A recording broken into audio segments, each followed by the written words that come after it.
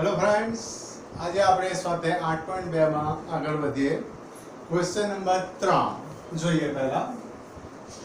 તો question number 3 માં આપણાને આપ્યું છે કે tan a plus b બરાબર tan a plus b બરાબર √3 આપ્યું છે અને બીજું એક સમીકરણ આપ્યું છે કે tan a minus b બરાબર 1/√3. તો પહેલા આપણે અહીંયા જોઈએ કે tan a plus b બરાબર √3 છે. હવે અહીંયા tan છે તો સામે √3 છે, tan માં કોની કિંમત થાય? તો √3 જે tan 60 ની કિંમત છે. √3 એ tan 60 ની કિંમત છે. તો √3 ના બદલે આપણે tan 60. હવે માટે બંને બાજુથી tan ઉડાવી દઈએ તો માટે આપણે આવશે a plus b બરાબર 60. ક્વેશ્ચન સમીકરણ નંબર 1. હવે એ જ રીતે આપણાને tan a minus b બરાબર 1/√3 આપ્યું છે. tan a minus b બરાબર 1/√3 આપ્યું છે. તો માટે tan a minus b 1/√3 tan માં કિંમત થાય tan 30 ની એટલે 1/√3 ના બદલે tan 30. સમીકરણ નંબર 2. હવે આ બંને સમીકરણને આપણે લોપની રીતે ઉકેલીશું. તો એ માટે આપણે સમીકરણ 1 અને સમીકરણ 2. હવે સોરી એ પહેલા આપણે અહીંયા જોઈ લઈએ કે બંને બાજુથી tan શું કરીએ? ઉડાવી દઈએ. તો માટે a minus b બરાબર 30. નંબર 2. હવે આ બંને સમીકરણ આપણે લોપની રીતે ઉકેલીએ તો એ માટે પહેલું સમીકરણ છે a plus b બરાબર 60. બીજું આપ્યું છે a minus b બરાબર 30. તો આપણે અહીંયા જોઈ શકીએ છીએ કે આ પ્લસ b છે અને આ માઇનસ b છે. તો પ્લસ b અને માઇનસ b ઉડી જાય. હવે a plus a 2a બરાબર 60 plus 30 તો કે 90. તો માટે આના પરથી a બરાબર 90/2 એટલે કે 45 થાય. હવે a ની કિંમત જે છે એ બેમાંથી ગમે તે એક સમીકરણમાં આપણે મૂકી શકીએ. તો આપણે આ સમીકરણમાં મૂકતા કે a plus b બરાબર 60 છે એમાં a ના બદલે 45 મૂકીએ. તો માટે 45 plus b બરાબર 60. તો b બરાબર 60 minus 45 એટલે કે 15 થાય. ક્લિયર?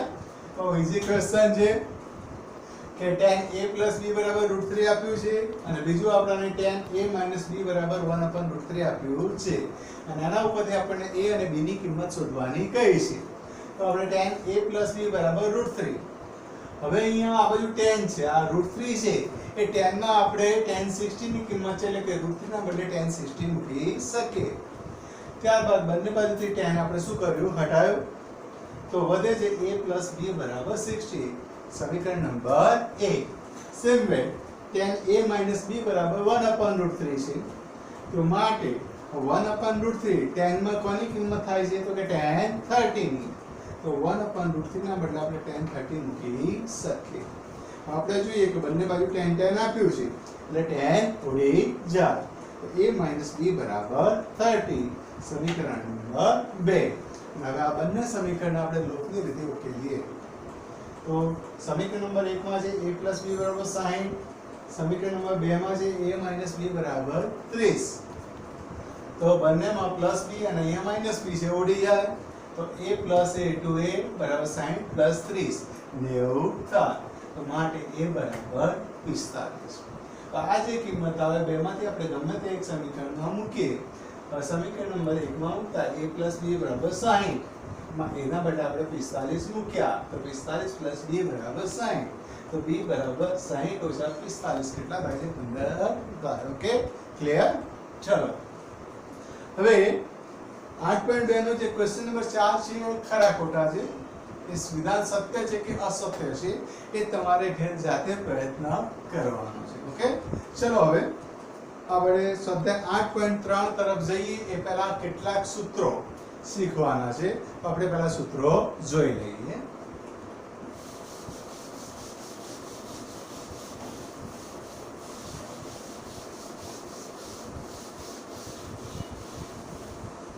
અને હા, મેં તમને આગળ પેલા બીજા જે સૂત્રો કરાયા છે તમે રોજ તૈયાર કરતા રહેજો, નહીતર આગળ નવું શીખતા જજો ને શીખતા જજો પણ આગળનું ભૂલતા જશો તો તકલીફ પડશે. એટલે આગળ જે મેં સૂત્રો કરાયા છે એ સૂત્ર વારંવાર તમે લખીને તૈયાર કરતા રહેજો. ચલો આજે બીજા નવા સૂત્રો કેટલાક જોઈએ. પહેલું છે sin 90 minus theta. sin 90 minus theta equal to cos theta. Same way, cos 90 minus theta equal to sin theta. તો પહેલા આપણે શું કહ્યું કે sin 90 minus theta equal to cos theta.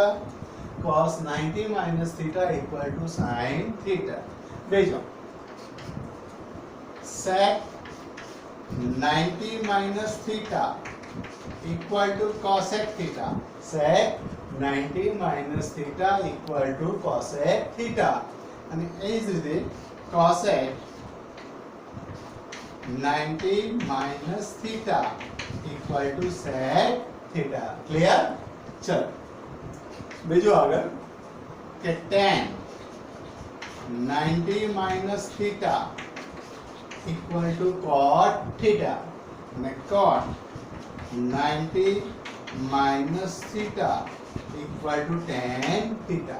હવે આ જે 6 સૂત્રો છે તમારે આગળ સ્વાધ્યાય 8.3 જો શીખવું હોય તો આ સૂત્ર કમ્પલસરી તમને આવડવા જોઈએ. પહેલું આપણે શું કીધું કે sin 90 minus theta equal to cos theta. બીજું cos 90 minus theta equal to sin theta. ત્યારબાદ sec 90 minus theta equal to cosec theta. cosec 90 minus theta equal to sec theta. અને આગળ છેલ્લે tan 90 minus theta બરાબર cot theta અને cot 90 minus theta બરાબર tan theta. આ સૂત્ર આજે જ તૈયાર કરી નાખજો અને પછી સ્વાધ્યાય 8.3 ભણો તો બહુ સરળતાથી તમને આવડી જાય. ક્લિયર? હવે આપણે સ્વાધ્યાય 8.3 ના એક બે દાખલા જોઈએ કે જે આ સૂત્ર ઉપર આધારિત છે. હવે હું સ્વાધ્યાય 8.3 માં આપણે ક્વેશ્ચન નંબર પહેલા 1 જોઈએ. આ સૂત્ર તમને ખ્યાલ આવી ગયો? ઓકે, ચલો હું પૂછી દઉં છું. બરોબર?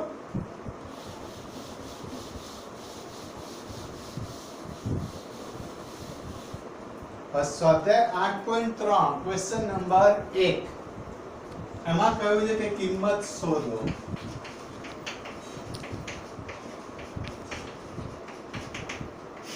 હવે એમાં પહેલું છે sin 18 છેદમાં cos 72. હવે અહીંયા આપણે sin 18 upon cos 72 રાખ્યા છે.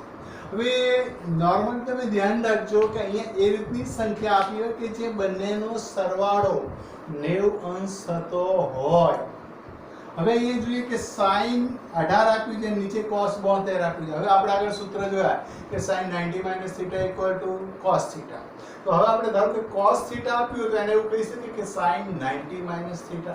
આપણે જોયું કે sin 90 minus theta equal to cos theta. બીજું હતું કે cos 90 minus theta equal to sin theta. આપણે આવા સૂત્ર જોયા, રાઈટ? તો આપણે અહીંયા આ sin theta છે એને આપણે એમ કહી શકીએ cos 90 minus theta. તો સેમ વે આ જે sin theta છે એટલે કે sin 18 એને આપણે કહી શકીએ cos 90. હવે theta તરીકે માઈનસ કેટલા આપ્યા છે? 18. ઓકે, ચલો નીચે cos 72 as it is. આ બેમાંથી ગમે તે એકને જ આપણે ફેરવવાનું. ચલો cos ના cos 90 minus 18 તો કે 72 upon cos 72. તો cos 72 શું થઈ જાય? ઉડી જાય. એટલે બંને ઉપર નીચે ઉડી જાય તો આપણો આન્સર કેટલો આવે? 1. ક્લિયર? ફરીથી આપણે જોઈ લઈએ કે sin 18 upon cos 72 આપણને ઓલમોસ્ટ બંનેનો સરવાળો 90 થતો હોય એ રીતે જ આપ્યું હોય. આપણે જાણીએ છીએ કે sin 90 minus theta equal to cos cos 90 minus theta equal to sin. In sin જો sin theta હોય તો આપણે એને cos 90 minus theta કહી શકીએ, હા કે ના? ઓકે, તો એ રીતે કે sin theta equal to cos 90 minus theta. તો આપણે sin theta તરીકે કેટલા આપ્યા છે? 18. તો એને શું કહી શકીએ? cos 90 minus 18, right? નીચે તો જેમ છે તેમ. હવે cos 90 માંથી 18 જાય કેટલા થઈ જાય? 72. નીચે તો cos 72 છે જ, એટલે cos 72 ઉડી જાય એટલે 1 આવી જાય. ક્લિયર? હવે બીજો ક્વેશ્ચન જોઈએ. આનો બીજો ક્વેશ્ચન હું તમને ઘેરથી ગણવા આપું છું. હવે આપણે એનો ત્રીજો ક્વેશ્ચન લઈએ કે ત્રીજા ક્વેશ્ચનમાં આપણાને આપ્યું છે કે cos 48 minus sin 42. cos 48 minus sin 42. આપણે તમને કીધું કે જે બંને આપ્યા છે નોર્મલી એમનો સરવાળો 90 થતો જ હશે. 48 પ્લસ 42 90 થાય. હવે આપણે કીધું કે આ બેમાંથી ગમે તે એકને જ ફેરવવું છે. બેમાંથી ગમે તે એકને જ ફેરવવું છે. તો ધારો કે cos 48 એમને આ sin 42 છે ને તમે sin થીટા સમજો. તો કે sin થીટા ઇક્વલ ટુ શું થાય? cos 90 minus theta. તો same way sin 42 equal to શું થાય? cos 90 minus 42. ક્લિયર? તો ચલો આપણે અહીંયા લખીશું cos 90 minus 42. चलो cos 40 as it is minus cos 90 minus 42 કે 90 માંથી 42 જાય એટલું તો આવડે ને? હા કે ના? ઓકે ચલો 90 minus 42 એટલે કેટલા થાય? 48. તો cos 48 કે cos 48 minus cos 48 કેટલા થાય? 0. ઓકે, બરાબર આન્સર આવશે 0. ખ્યાલ આવે છે? હવે આપણે મેં તમને ક્વેશ્ચન નંબર 1 નો પહેલો અને ત્રીજો કરાયો. બીજો અને ચોથો તમારે તમારી રીતે જાતે પ્રેક્ટિસ કરવાની. જો હું જ બધું કરાવી દઈશ તો તમે જ્યાં સુધી જાતે પ્રેક્ટિસ કરશો નહીં ત્યાં સુધી તમને આવડે નહીં. એટલે પહેલો અને ત્રીજો મેં કરાયો, બીજો અને ચોથો હું તમને પ્રેક્ટિસ માટે ઘેરથી આપું છું. એટલે તમે પ્રેક્ટિસ કરો એટલે તમને ખ્યાલ આવે કે તમને શું આવડે છે કે નહીં. ક્લિયર? એક બે ક્વેશ્ચન આપણે આગળ જોઈએ. ક્લિયર? ચલો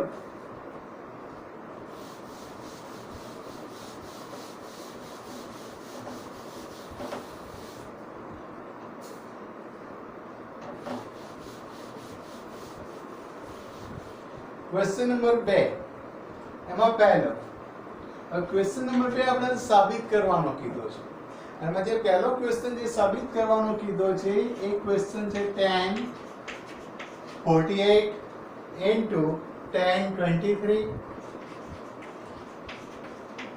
into tan 42 into tan 67 equal to 1 સાબિત કરવાનું કીધું. equal to 1 સાબિત કરવાનું કહ્યું છે. જો અહીંયા tan 48 tan 23 tan 42 ને tan 67 બરાબર આપણાને એક સાબિત કરવાનું કહ્યું છે.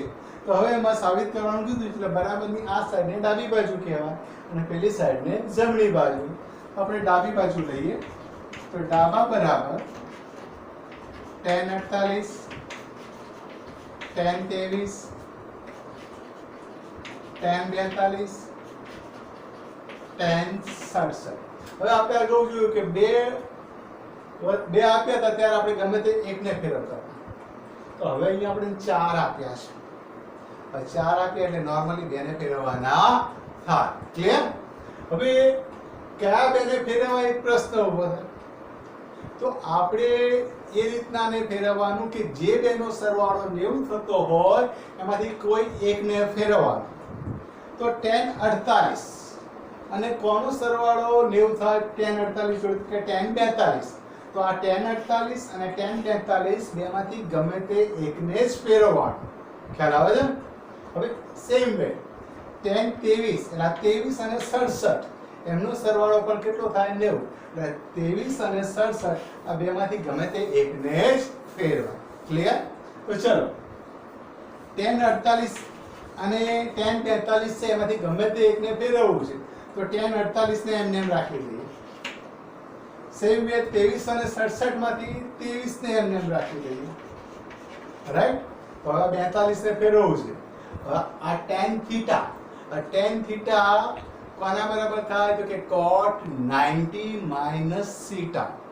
tan થીટા બરાબર શું થાય? cot 90 minus theta. તો tan 42 ના બદલે આપણે cot 90 minus 42. Okay? Same way tan 67 એટલે શું થશે? cot 90 minus 67. હવે tan 48 as it is, tan 23 as it is, cot 90 માંથી 42 જાય તો 48, 90 માંથી 67 જાય તો 23, ઓકે cot 23. ખ્યાલ આવે છે? ઓકે ચાલો. આ tan 48 એમને કઈ નથી એટલે ઇન્ટુ એટલે ગુણ્યા કહી શકાય. tan 23 પણ એમને. હવે cot કોનું વ્યસ્ત છે તો કે tan નું. તો cot થીટા બરાબર શું થાય? 1/tan. તો cot 48 ના બદલે 1/tan 48. રાઈટ? સેમ વે આ cot 23 ના બદલે 1/tan 23. તો ચલો આ tan 48 ઉડી જાય, tan 23 ઉડી જાય, અહીંયા બધું ઉડી જાય છે એટલે આપણે અહીંયા વધશે શું? 1. ક્લિયર? ખ્યાલ આવે છે? હા કે ના? તો બરાબર જો આપણે જવાબમાં શું લાવવાનું હતું? 1. તો બરાબર જમણી બાજુ. હવે ક્વેશ્ચન નંબર 2 નો પહેલો ક્વેશ્ચન જો સાબિત કરો કે સેમ દાખલો આવો જ છે બીજો, એ તમારે ઘેર જાતે પ્રેક્ટિસ કરવાનો છે. અને પ્રેક્ટિસ કરતા જો ક્યાંય કોઈ તકલીફ જણાય તો હું તમને મારો કોન્ટેક્ટ નંબર આપું છું, એના ઉપર તમે મારો કોન્ટેક્ટ કરી શકો છો. Pankaj sir, mobile number 9909510648. Okay, thank you.